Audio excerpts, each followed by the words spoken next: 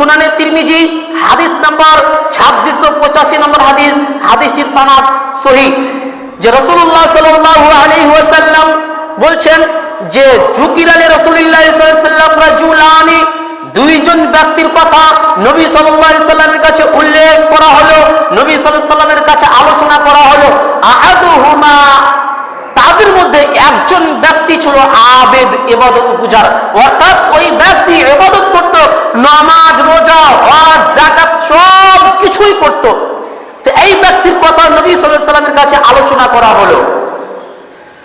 ওয়াল আখারু আলিম, আর দ্বিতীয় জন ব্যক্তি ছিল আলেম, দ্বিতীয় জন ব্যক্তির কথা নবী সাল্লাল্লাহু আলাইহি ওয়াসাল্লামের কাছে আলোচনা করা হলো, যিনি ছিল আলেম। তখন নবী সাল্লাল্লাহু আলাইহি ওয়াসাল্লামকে জিজ্ঞাসা করা হচ্ছে, আল্লাহর নবী, এই দুইজনের মধ্যে মান মর্যাদা কার বেশি?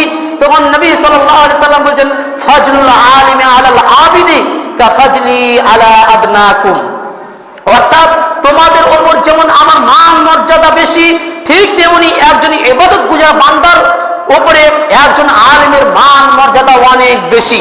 তার মানে অর্থ হাদিস থেকে আমরা বুঝতে পারছি যে একজন প্রকৃত যে আলেম হবে তার মান মর্যাদা অনেক রয়েছে, কিন্তু আজকে আলেম সমাজ সম্মান পাচ্ছে না। একটা বিজ্ঞ আলেম এখন মাদ্রাসাতে পড়াশোনা করাবে, তো ওকে এখন চাঁদা করতে যেতে হবে, সেই ব্যক্তি সম্মান কোথায় পেল?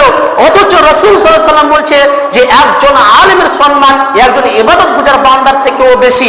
কিন্তু ওই আলেম মানুষের কাছে কাছে হাত পাতাচ্ছে, এই ব্যক্তির সম্মান আজকে আমরা কোথায় হারিয়ে ফেলেছি।